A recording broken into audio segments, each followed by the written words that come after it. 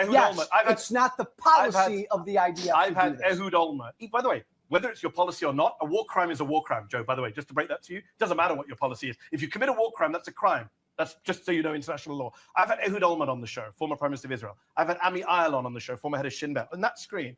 And they've supported Israel, but they've also criticized Israel's in many ways, in a way I don't hear someone like you criticizing Israel. You can. I'll swim across the ocean to defend Israel. You're very gung-ho in your support for Israel in a way that Israelis are not. They're like, our country is messing up big time.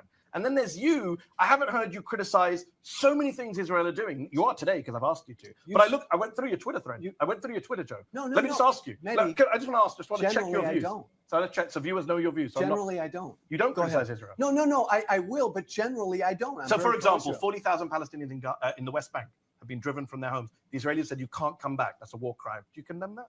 Just in the last few weeks. Can't. Do you criticize What do you mean they've been driven from their homes? They've been pushed out by the Israeli military. 40,000 people, the size of a town in your old district in Illinois, just gone. And they've been told you cannot come back. Netanyahu's sitting in their house in a photo. You would go mad if Vladimir Putin was sitting in a Ukrainian home. Mehdi, I don't understand what.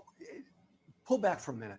After October 7th, what would you have had? The West Bank has nothing to do with October 7th. That's why I specifically asked about the West Bank, because I know you're obsessed with going back to October 7th. Hamas as if the world began. I'm sorry. The West Bank. Hamas does not run the West Bank. I didn't know you were talking about the West Bank. I'm talking about the West Bank. 40,000 people driven from their homes by violent settlers. You've been watching the violent settlers, crazy people. I assume you don't agree with them. They make Marjorie Taylor Greene and Trump look moderate, the far-right Israeli settlers. They are as close as we've got to radical Islamist terrorists.